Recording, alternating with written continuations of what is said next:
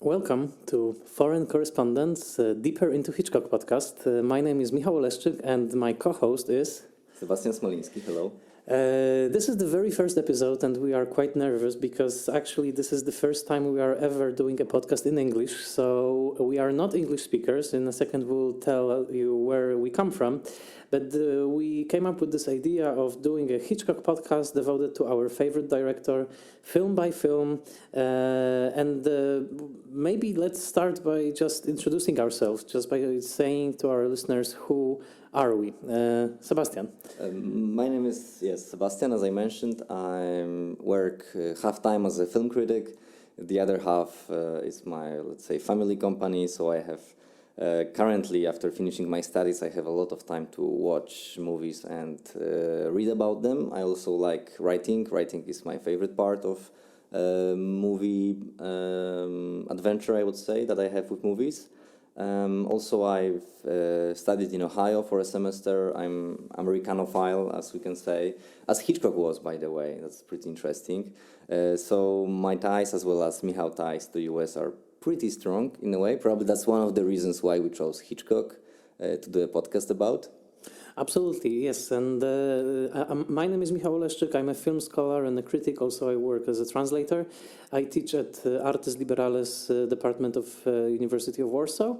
And Hitchcock was really my first, the director that I first discovered as a very, very young cinephile. After I saw some films at the cinema, like Jurassic Park or Home Alone, the current releases, he was probably, along with Chaplin, the very first historical figure from history of film that I became aware of. So we were talking one day, and since this is a anniversary year, because we have 2019, and Alfred Hitchcock was born in 1899 in August, and this is August again. One day we decided that we will start a podcast on Hitchcock films. Now we are fully aware that there are already podcasts out there about Hitchcock, and we love them, and we greet and say hello to all of the good people behind the HitchPod, for one, and Good Evening on the other hand. Fantastic podcast. But we were thinking that perhaps because we are not American, we are not English, we can bring with ourselves some perspective that is sort of like an outsider perspective, would you say? What was your beginning of your adventure with Hitchcock? Like, what was the first film that you saw by Alfred Hitchcock, Sebastian? I'm sure I started with his sound films. Probably it was Psycho or Rear Window, the most popular Hitchcock movies, because Hitchcock was all around. My first memory of Hitchcock, I think, of kind of encountering him somewhere is in TV magazine, because Hitchcock's movies always had the biggest amount of stars in a magazine. The small notes written by our Polish film critic Konrad Zaremski, he was always Hitchcock fan, and I remember, this mythical, semi-mythical stories about Hitchcock that, for example, the boy who saw the birds then was so much afraid of pigeons that, he had to run away after the screening, which are nowadays, when we look at birds in a different way, with this 50 plus years of other movies, it's kind of astonishing that his movies worked so well on people. So he always was, he was always hailed as the master during my time, because I'm relatively young cinephiles, I would say. You have 30-something, I'm 20-something, so for us, we grew up with Hitchcock as a master. We didn't go through this process of, establishing him as a master that some viewers from since 1930s were going through. Yeah, absolutely. And I would say that it's quite important what you mentioned. I was born in 1982. You were born in 1992. So we are a decade apart. We are great cinephiles. We are friends as well. But also we grew up in a country where, and I do mean Poland. We are actually taping this podcast in Warsaw on a hot August day. We grew up with what you just said, this sort of ready-made reputation. We didn't have to be persuaded that Hitchcock was great. There are usually those big milestones that are being pointed to when our people are talking about Hitchcock's reputation being sort of forged, and usually it's pointed to early '60s and Cahiers du Cinéma and the MoMA retrospective of his work with the Peter Bogdanovich booklet that he wrote for MoMA in 1962. Then, of course, the huge success of Hitchcock-Truffaut book, 1966. Robin Wood's book, which actually Sebastian brought with him today, published in 1965. That was another milestone. But we didn't have to go through that process, right? We already received Alfred Hitchcock as one of the established masters. And the idea for this podcast is really to go by film, to watch all the films that Hitchcock made, actually to rewatch them, because I think most of them we already saw, sometimes even a couple of times. But we decided that since this is the anniversary year, and we were really looking for an excuse to talk about movies more often and hang out more often, we decided that we will rewatch all of the Hitchcock films and do this podcast one by one. We will discuss all of the surviving Hitchcock's films, starting with The Pleasure Garden, and this will be today's episode, and then we'll go film by film. And the really crucial thing is that we feel that we want to add something to the podcasts that are already existing out there, but also we want to bring a specific perspective with us. We are Europeans, we are actually Eastern Europeans with knowledge of film and with academic background in film. As I mentioned, I teach. I have a PhD in film studies, so we want to bring all of that. And I feel that Eastern European perspective on Hitchcock is basically non-existent in the world film academia. And it's actually funny because before this podcast, I started to read finally the biography by John Russell Taylor, the very first authorized biography of Alfred Hitchcock, which was published in 1978. And it's very funny because in that book, he mentions the lost film, The Mountain Eagle. And he says something like in this little aside that, Mountain Eagle is lost now, but perhaps one day it will be found in some secluded Eastern European archive. So the idea of Eastern Europe as being this sort of like dustbin of history where the remnants of film history are hopefully it will happen, of course. So before we start discussing the very first film, which we rewatched, when did you rewatch it? I watched it 2 days ago. I saw it. I rewatched it this morning. Okay. So you have fresh perceptions. What was the first Alfred Hitchcock image that sort of stuck with you, maybe scared you? I don't know, a frame. Like, what was your first exposure to this very striking visual imagination? Yeah, this is a great question, and once again, I feel I'm not very original when it comes to Hitchcock, because my favorite movie is Vertigo, which is there is no bigger cliche since it was hailed the best movie ever made in 2012 by Sight and Sound Paul. So that's one thing, and the only movie that ever really scared me. I mean, I was really scared when I saw Psycho when I was around 14, and once again, it's a movie that many generations have this memories with. You have memories, and first viewers have memories that they were really scared by Psycho, and this is incredible because I love horror movies. I love noir. I like to be titillated when watching movies. I like this thrill and excitement, so Hitchcock is for me the perfect director. But really, the only movie that I had nightmares with was Psycho. So I would say that Norman Bates in his mother's wig with a knife, even the cellar scene, not even the shower scene, but when he comes down to the cellar at the end, and we can say his identity is finally exposed, although we can assume it. Or her identity. Yes, her identity is exposed. So that's the scariest image I remember. Okay. Well, in my case, it was actually also Psycho and the Birds. in the year that you were born, Sebastian, when I was 10, Polish television was doing this Tuesday cycle of classic films. And it was always at, I think, 8 p.m. It was the screening of a classic film. I saw City Lights then, I saw many other films. But the funny thing is that they had a rerun of those films on Wednesday mornings. So if every time I was sick and I didn't go to school, which were, of course, the best days, I would watch the reruns of those films. And I remember very distinctly that The Birds and Psycho they had their reruns on 10 a.m.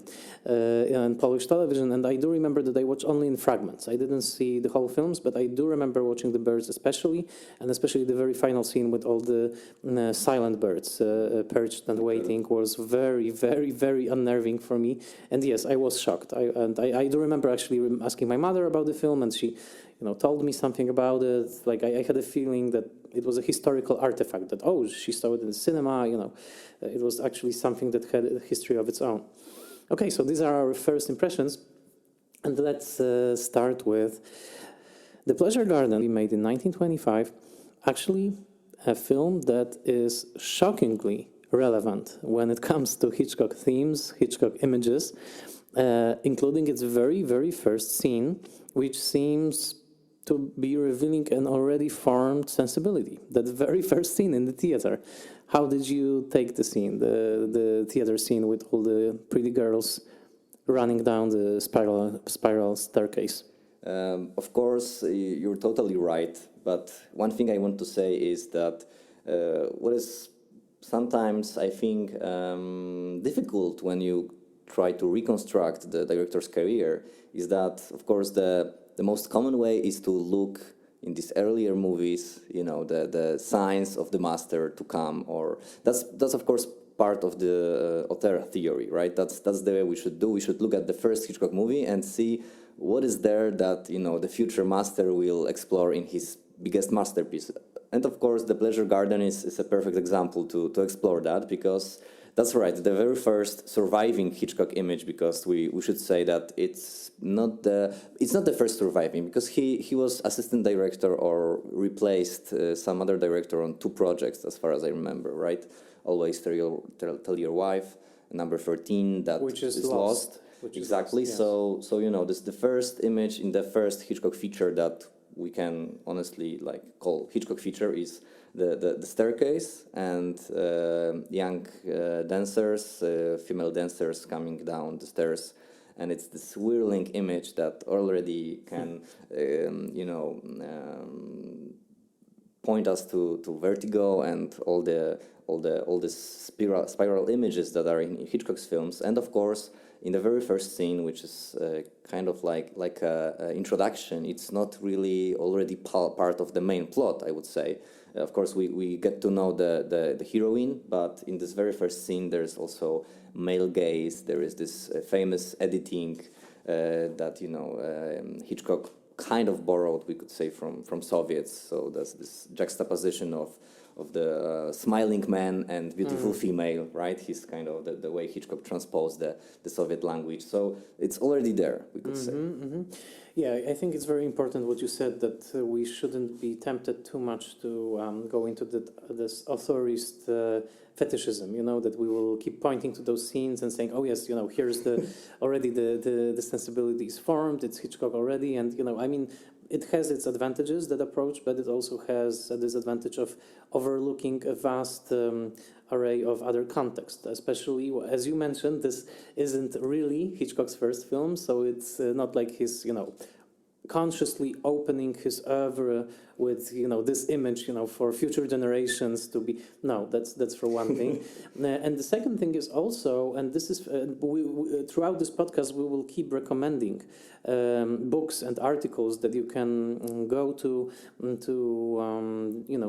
deepen your knowledge of Hitchcock, and also things that we are reading as we are preparing this podcast, because this is also a fantastic opportunity for us to actually read up on things that we have on our shelves and we collected over the years, to revisit those things. So Charles Barr, in his book English Hitchcock, which I highly recommend, points to a very significant context, is that nobody is really discussing Hitchcock's early screenwriters. And he actually points to this man, Elliot Stannard, who will be Hitchcock's screenwriter, actually is a screenwriter on this film, and also will be Hitchcock's screenwriter almost until 1928, until The Manxman. So Barr argues for a strong Elliot Stannard influence on all those films. And also, when you look up The Pleasure Garden on IMDb, and you can see Stannard's name next to Oliver Sandy's, so that suggests that the novel that the movie was based upon was written by a man. Actually, Barr points to the fact that it was a woman under a male pseudonym. So it was a female written novel. And what's most surprising about The Pleasure Garden, because we didn't discuss the plot yet, it's a melodrama. It's not a suspense film at all. It's a melodrama. Very brief description: two friends, two dancers, Patsy and Jill. One of them is a good girl, the other one is the bad girl. Yeah, we discovered that a bit later, of course. Yes, because at the beginning it seems that... that she's the good girl. Yes, exactly. It seems that, Patsy, who is already dancing in this, sort of vaudeville, which is actually called Pleasure Garden, that she is, the all-knowing woman of the world, the city woman, who is possibly corrupt. And that Jill, who comes from the countryside or from a small town, that she's the innocent. And then it all changes. It turns out that it's actually completely the other way around. And it becomes quite, and this is something I was shocked by at this viewing, it's a very powerful and lurid and over-the-top melodrama. I mean, the whole last 15 minutes, in the West Africa with the native woman drowning herself. Yes, this is incredible, because we could call it this in a way colonial kitsch. It's really there. It's very interesting that Hitchcock later, partly, of course, not forever, because we have Under Capricorn, but he abandoned, this colonial settings. We have the new version of The Man Who Knew Too Much. Also, it's set in Morocco, as far as I remember. Partially, and partially. So we can trace these moments. But then what is interesting in this movie, that it's not only the Hitchcock movie, but it's also the perfect product, I would say, of its era. That we still have this British Empire, and there are two male characters who work overseas, somewhere in the colony. They have this job. We don't know where exactly. We just know it's overseas. Yeah, they call it the plantation. Oh, the plantation. And it's very important what you said. It's a product of this colonial imagination, right? Because Hitchcock was born in 1899. He was a grocery store owner's son. He worked at the grocery store on the outskirts of London. And there's no denying that he's part of this sort of colonial empire, and also the sensibilities that it brought. And he was an avid reader of novels. He was an avid theater goer. He was going to the theater a lot. So this convention of stage melodrama, with this very, very heightened emotions, and the good versus evil, the good woman, bad woman, the fatal illness, the last minute recovery, the last minute rescue. It's all part of his regular vocabulary. He knows this. Yes.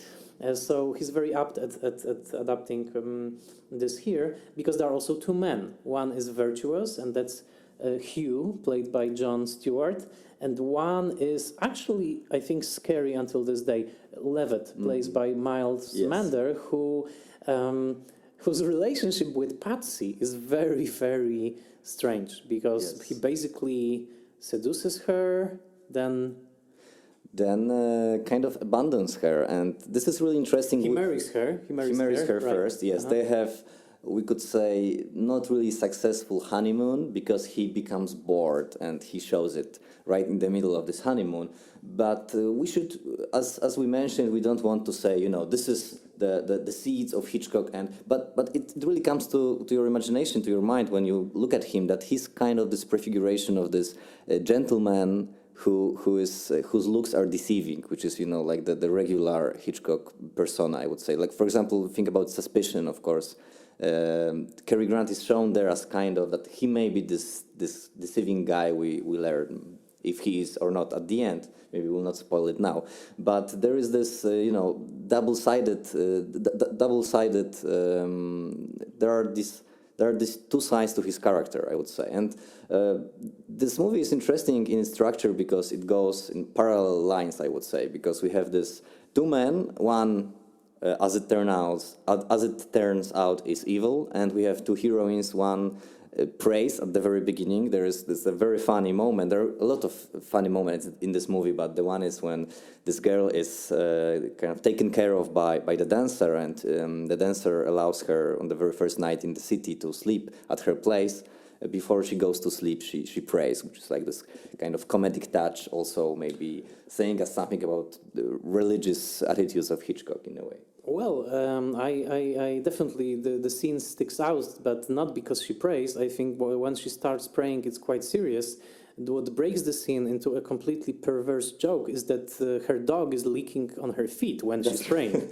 That's the thing. Yeah. And I mean, because Jill, when Patsy is playing, Jill is sort of like looking at her, she rolls her eyes, oh, this virtuous girl, But once the dog starts licking the girl's feet, I mean, this is a signature, I would say, Hitchcock's touch, and it's especially perverse because it seems that the dog is almost sexually possessive of his lady, because then when she's about to go to the honeymoon, the dog is super jealous. He's like, throwing a fit and he's barking, and it's very difficult to placate him. He of course senses that Levitt is evil.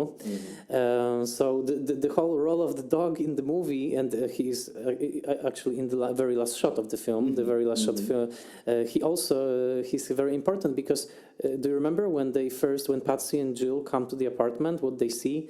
They see the dog has been playing around with the lingerie of Patsy. So he's biting on her lingerie. So he's really, the dog here, I think, is very, very significant as this sort of mischievous little sexual spirit. The first fetishist in Hitchcock movies. Of course, and the first fetish is the feet of Virginia Valley, who plays the who was a big star by then. Who was a big star of silent film, and by the way, both leads, Virginia Valley and Carmelita Gerarti, are actually American in this film. We won't go much into the context of how British filmmaking looked at the time, but suffice to say that it was industry that was very much relying, or at least hoping to mimic in many ways, an American industry, right? British stars were not as big as American stars. And Hitchcock actually started his film work in an American studio. That's right, on the British branch of famous players Lasky. Which later on became Paramount, but they only operated, I think, in Britain for 6 years or something. Short period of time, right. They closed down, but whatever Hitchcock learned on those American sets in Britain, he exactly. That stayed with him. So he, in a way, he's an American-trained filmmaker, and he always said that whatever I learned was from Americans and from the Germans. That's right. He said that immediately when he entered famous players Lasky, British branch, he felt that he's kind of like in US, and he was really an avid watcher of American movies. Griffith, of course, was the master in his opinion, and also American actors, they were drawing the audience to the theaters. So that's why it was important to have an American star in a movie. And what is funny, maybe we'll come to that later, but the film's producer, one of the most important producers of in British film history, Michael Balcon, he praised Hitchcock on The Pleasure Garden, saying that it looks very American. Right. Which is funny, because of course we may ask if 90 years later we agree with that, 90-something years later. That's one thing, and it also tells you that British film industry at that time, didn't look upon itself as very prestigious. They always knew that, more interesting things were going on in the United States or in Germany, for example. So that was, a notion that later on grew into this almost stereotype that, a silent British film is nothing of interest, which historians like Matthew Sweet, for example, in his film Silent Britain, the documentary on silent British films, is trying to actually dispel. He's saying that there was a lot of interesting things going on, but there's no arguing that for a young filmmaker like Hitchcock at that time, entering a set with American trained professionals was something of an adventure. Exactly, and of course, just to comment on the Silent Britain documentary, there we feel some kind of desperation in defending British films of the era, but certainly nowadays we have more and more opportunities to watch other filmmakers which made movies at the time. For example, maybe we'll come to this later in the next episodes. The silent films of Anthony Asquith are the important point of reference when it comes to Hitchcock movies of the silent era. Absolutely. The Cottage on Dartmouth and Shooting Stars. But also, I would say that probably Asquith and Hitchcock are the only names that sort of survive, as in our directors' names, of course, that survive in our consciousness. So there's this melodrama shot in Germany and in Italy at Lake Como, and we have very nice location scenes. Especially during the honeymoon. But also, would you agree that this is really a film that announces very loudly that Hitchcock will be very often drawn to a women's perspective in telling his stories, especially in the first scenes, but not only that? Certainly, that's the point, and we can wonder why, because there are, of course, I think several reasons. Firstly, you mentioned the screenwriter, but and the author of the novel, who was a she, right? But we have also Alma Reville, whose influence on Hitchcock in this early stage is who is the assistant director on this film, exactly. And will of course keep on assisting Hitchcock on various projects until 1950 and Stage Fright and beyond. She will not be credited, but she was always his assistant in a way. And Hitchcock often said that he was surrounded by women, by creative women, and pretty early on he decided that women's perspective is really important and he wants to kind of show it in his movies, also because of the box office reasons, because women were a large part of the audience at the time. So that's right. Certainly, it's interesting that we have the story of two women. Of course. When we look at this movie, let's say in a cold way, we see that Hitchcock abandons Jill's perspective pretty soon, I would say. We don't have many scenes with her, but they are all very interesting. But then he focuses on Patsy and his relationship with Levitt and Hugh. Mm-hmm. Well, Jill doesn't even get a closure. I mean, she's completely abandoned by the film. The final scene takes place, back at Patsy's place, but Jill is sort of forgotten. It's interesting that Hitchcock would actually, assume this sort of feminine point of view. It's definitely clear in the very opening scenes when we see those old men leering, and they're, they are sort of despicable and they are definitely repulsive, in a way that they are leering over the bodies of the young girls. And then there are those men who are actually stealing from Jill, those young guys who also are not very sympathetic. It's shocking. The shocking fact, actually, that John Russell Taylor brings in his book is that because this was before the marriage, before he married Alma Reville, Alfred Hitchcock. It was during their courtship, let's say. And the shocking thing is that apparently the woman who played the native girl, who isn't even in the credits, that tells you something also about the colonial era. Had to be replaced. Her name is Elizabeth Papritz, and she had to be replaced because the first actress was actually having her period at that time. And the shocking information that John Russell Taylor gives is that Hitchcock wasn't aware of what period was. He didn't know what it was. So in this strict Catholic upbringing with sisters and with mother, he didn't even know the basic facts of life. I don't know if we are fully to believe this story, but it's there in the John Russell Taylor book. So this fascinating split in Hitchcock between perversity and kind of very restrained approach to sex is there from the very beginning, both in his movies and his biography, because he emphasizes that he was a virgin back then, and that, as you said, and also Patrick McGilligan also repeats this story. Who is another biographer Yeah, of Hitchcock. who's like probably the newest biography is written by him. And also Hitchcock tells this story to Francois Truffaut in Hitchcock Truffaut, which I had the chance to read this morning as well. So it's there from the very beginning, but on the other hand, so this is this very, we could say, virginal part of Hitchcock, but there's also his story from Berlin, from year or 2 years before, when he saw two women kind of kissing each other in a bed, and he said that he remembered this image. He went to the apartment with these girls and with some other people from the company just by accident, you know, one of these crazy nights in 1920s Berlin, and he found himself watching that image, which for him was something very interesting, because he also says that he didn't really know how children are born. I don't know if we should, as you said, we should believe it like letter by letter, but it comes in this movie, in this relationship, which McGilligan described the relationship between two girls. He described it as sapphic.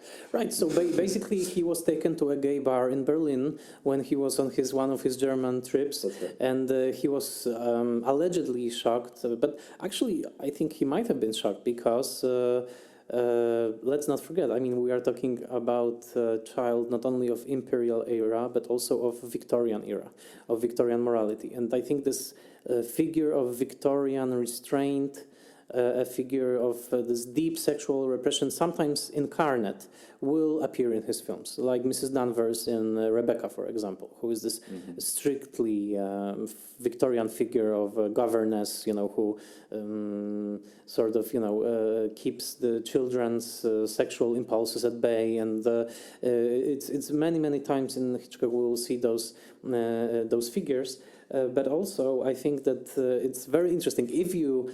Let's say we can do this experiment and look at The Pleasure Garden as a movie made by a male virgin, right? I mean, that's an interesting experiment, if that was indeed true. But it seems it was, right? All the biographers agree that at this point, Hitchcock is a virgin. So it's interesting that his first film is actually called Pleasure Garden, so that would you know, indicate all the suppressed desire, but also there is a gay character or a gay episode of this fashion designer who is fashioning this very sumptuous 1920s open flower dress for Jill. He's definitely gay, probably modeled on someone who Hitchcock saw in Berlin, I would guess. But also, I think that if we are to take this interpretation, Hitchcock is projecting himself probably on Hugh, on this very faithful, pure guy who is actually looking at Jill on the stage back when, you know, he's still in love with her, and he says, "Oh, my fiance is dancing in a vaudeville. She's fantastic," you know, and he doesn't even know, because he's so innocent, that actually, you know, she's probably already sleeping with some guys, the producer, right? or Right. Exactly. That struck me when I watched this movie, that there is this line that he will not marry her now because he needs to save some money. He needs to be higher up, and then he will marry her, which exactly mirrors Hitchcock's situation with Alma Reville, because as many stories tell, he felt a bit ashamed to speak to her because she was higher in the hierarchy in Famous Players Lasky, and then only a few years later, when he himself was being promoted, he decided that now he can engage in a relationship with her. So we have this mirroring of Hitchcock's situation in Hugh's character, who's a lovable, sensitive, and he's a true, very good character. Right, a good Victorian colonial boy, let's say, and possibly a version of Hitchcock, or maybe a projection on Hitchcock's part. But also Hitchcock is also clearly unaware or aware of the second part of his personality, but also of anyone's personality, which is Levitt in this film, which is sort of actually he cuts a very impressive figure of this sort of unbridled desire, right? He's only interested in Jill, to satisfy him sexually. The second, it happens on the honeymoon, he loses interest. Then when he is on the boat and he goes to the colonies and she's waving to him, he's already looking at another woman in this quite elegantly edited sequence. And then when there's a wonderful image of Patsy's hand waving to him, which is dissolving to another hand, and this is the hand of the girl, of the native girl, who is welcoming Levet at the colony as his girlfriend. And physically he's quite repulsive, I have to say. Like, he looks sickly, you know. He's thin. He's like corrupt by desire. And I think that maybe also Hitchcock's like maybe Catholic projection on like what desire does to you. It turns you into this ghoul, this sort of golem. Because certainly we mentioned it's a melodrama, it's also a moral tale, and you know, at the end it's obvious that only let's say healthy, honest people will survive and will have will live happily ever They will after. inherit the earth. Yeah, but also to what you mentioned, of course, it's true that he's driven by this sick desire, and he turns into murderer. You know, he's a sick personality. Maybe the first we could say, I don't know, you know, seriously psychologically disturbed Hitchcock character. But also there is this. It reminded me of, you know, Joseph Conrad and Heart of Darkness. Maybe it's going a little too far because, as we mentioned, it's more of a colonial kitsch than, you know, like a serious analysis of the colonial situation of white people living in colonial settings. But I felt this pretty strong, that he's somehow corrupted by this environment, by this easy access to women. We could say, you know, he has. She's not really his mistress. We should say his the lady at the plantation is his sexual slave. We should say probably. Well, I would argue with that because she clearly loves him. I mean, I think she's romantically attached to him. She commits suicide when you know he treats her violently at one point, and from the way she's treating him with this adulation, I would say there is a colonial element in it, because he's almost like this white god kind of figure, very much from colonial imagination. But she is shown as this sort of like, in the world of this film, of course, as this simple-minded native girl who completely loves him, and she goes into the sea. She commits a very romantic suicide. Yeah, with his help, it's becoming a murder after. Right. But you're right. Maybe that's kind of, maybe I'm reading too much from my contemporary perspective, and of course Hitchcock doesn't give us enough clues, let's say, to really kind of, we don't see this relationship, you know, well established, we could say, because she's waiting for him, that's right, and she's fascinated by him, that's true. But then he has some very strange, delirious moments in this movie, which, because I think we mentioned, we said several times, it's a melodrama, and you can only look for several Hitchcock elements, but certainly last 10 minutes with its fast pace, pretty fast and smart editing, it's this, let's say, it's a genuine Hitchcock climax, I would say. Of course, and I'm not knocking your interpretation of the Conradian angle, because first of all, Hitchcock will adapt Joseph Conrad. We will learn Secret Agent, and second of all, you could read this as a very, of course, unconscious, but a colonial fable, or almost like that is pushing the colonial notion to its edge, because the one character that returns from beyond the grave as a specter, as a ghost, is actually the native girl, because you know, he, as you mentioned, Levet is having those delirious moments, and he sees her ghost, and that's probably, although I'm not sure, but we will discuss this, the only actual ghost that appears in Hitchcock's films, like a real ghost. Maybe Madeline in Vertigo in some ways to Scotty in A Dream, but here there's no question. It is like a ghostly presence. So again, a very melodramatic notion, but you know, this sort of ghost of the native girl is something that I think also may be representing the sort of guilty conscience of a colonizer. I would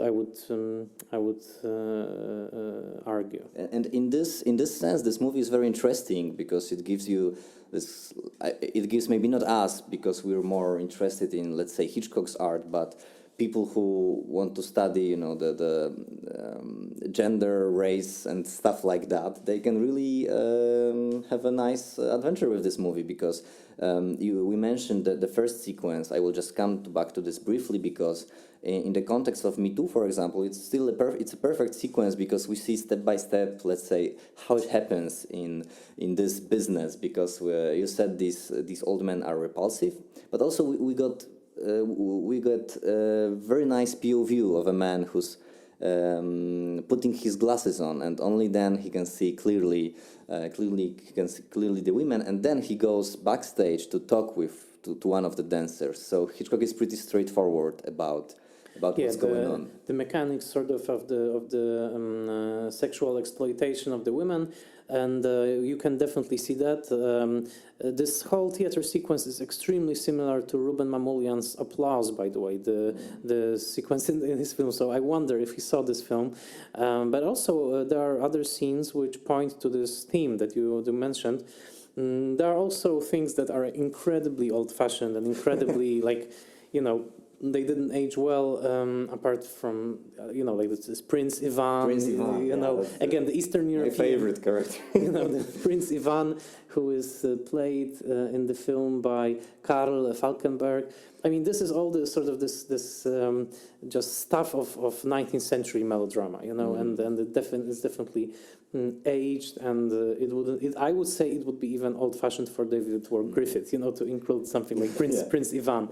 Any other thoughts? Yes, I wanted to ask you, what do you think about the representation of the city? Because, of course, we can read in various sources that it was shot in a studio.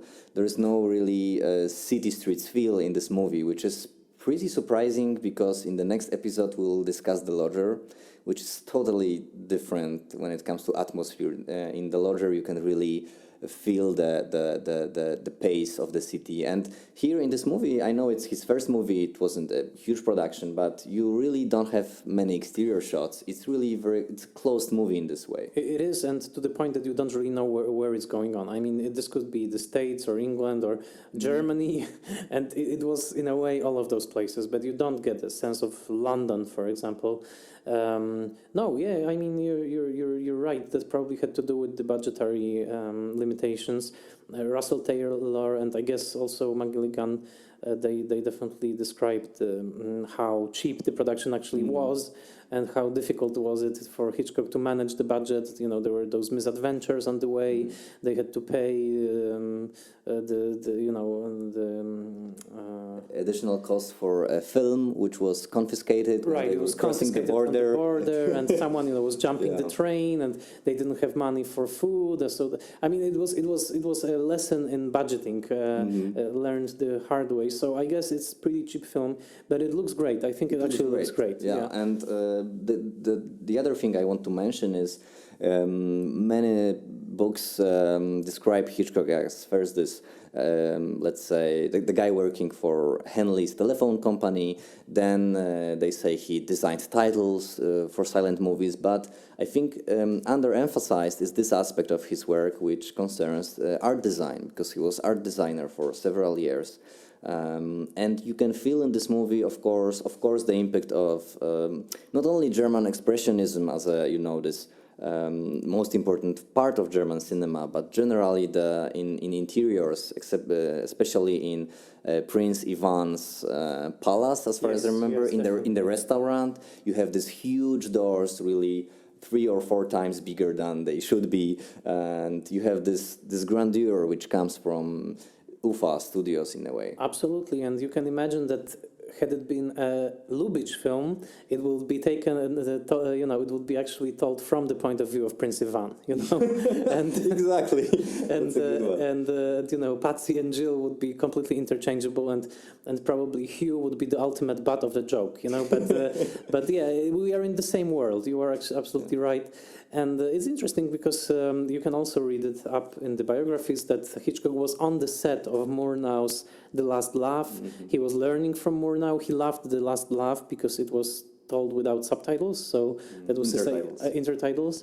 And one last thing that I wanted to add from the Charles Barr book is very important to remember that we are watching these films, the silent films, and we assume that they are in their final state, but actually it's important to remember that those films morphed all the time. I mean, scenes would be interchanged in the order, openings would be different for different projections, the music would be different. So it's not like the version that we saw is the only ultimate version. There is probably something missing, and so it's also very important to remember that when you are doing this sort of very textual analysis, not to get too far, because it's not like those films were fixed once and for all. They were sort of fluid. Yeah, so the cut may be an accident, or the, let's say, the wind of history, because there is one reel missing. So my question to you is, which version did you see? Did you see the tinted version, or did you see the black and white version? I saw the tinted version that is put out on DVD by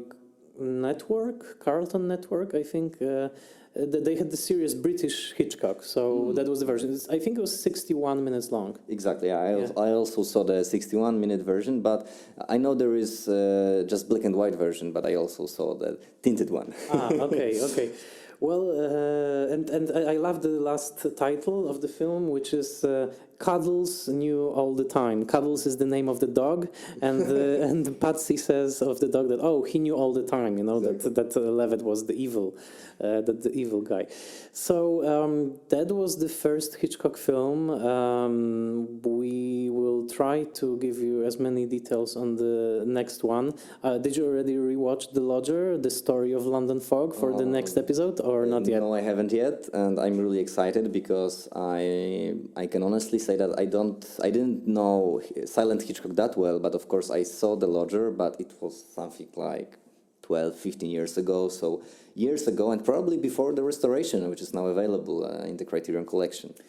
We will watch it from the same Criterion disc, and also next time we will mention briefly the lost Hitchcock film, The Mountain Eagle, which we mentioned this time as well. And really, with moving to episode 2 of our podcast, we will also move to the film which Hitchcock himself considered his number 1, meaning it was the first real Hitchcock film, the first film also in which he appears and has 2 cameos, not 1, 2 cameos. So we will discover all that next time. So see you next time on Foreign Correspondence. Deeper into Hitchcock.